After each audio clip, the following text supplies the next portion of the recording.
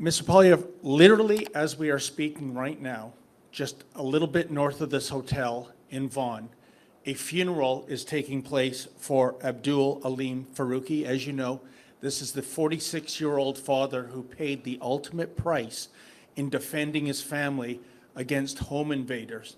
And yet yesterday, York Regional Police Chief Jim McSween, he held a news conference and he said a couple of things. One is that he wants citizens to comply during a home invasion and wait for police to arrive. He also said, quote, not to take matters into their own hands, end quote. It almost seems as though Chief McSween wants law-abiding citizens to be compliant victims. And of course, last week, in response to your comments about strengthening self-defense laws, the Justice Minister, Sean Fraser, stated on X, quote, this isn't the Wild West, it's Canada. Canadians deserve real solutions that make us safe, not slogans that inspire fear and chaos for Pierre's political survival, end quote. My question, Mr. Poilievre, is what is your response to the comments made by Chief McSween and Justice Minister Fraser? Well, let's start with Sean Fraser's comments. He says it's not the Wild West out there. Oh, really?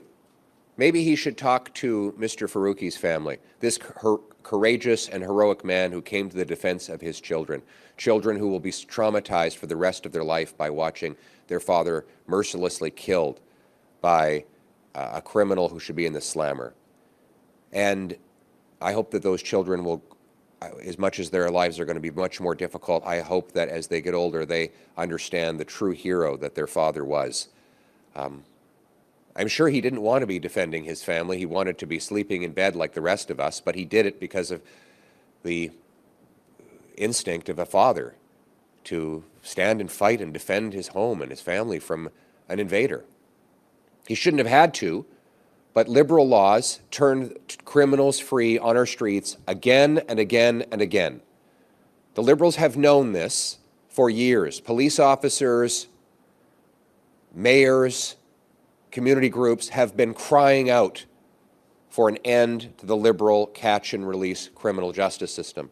And yet Mark Carney, who's been Prime Minister for 5 months now, decided to go on vacation before ever reversing those laws, and made an even bigger mistake in appointing Sean Fraser as his Justice Minister, a man who first ruined the immigration system as the Immigration Minister under Trudeau, and then ruined the housing market as a Housing Minister. And to give him a third chance to screw something up, Carney has put Sean Fraser in charge of this. It's no wonder crime is raging out of control.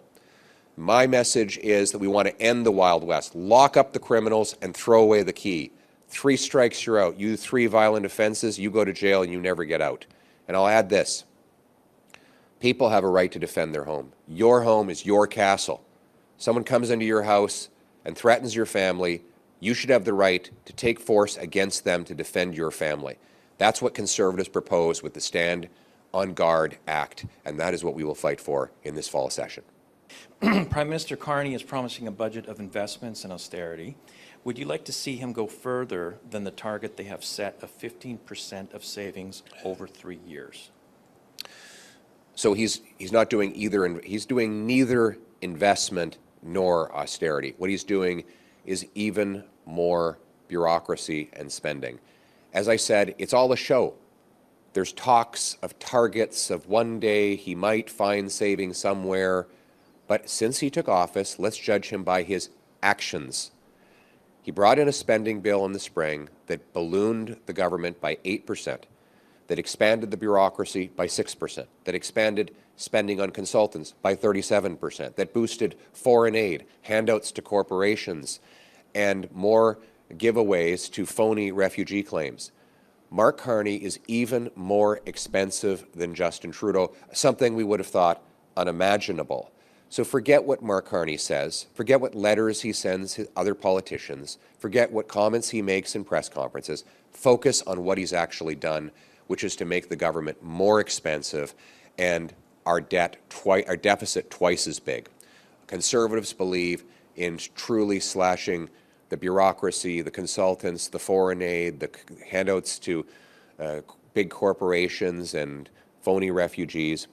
Let's bring down the cost of government so we can bring down taxes and increase take-home pay for our people. Okay, as a follow-up, if you were Prime Minister, how would you approach this spending review? Would you approach including job cuts and not just attrition?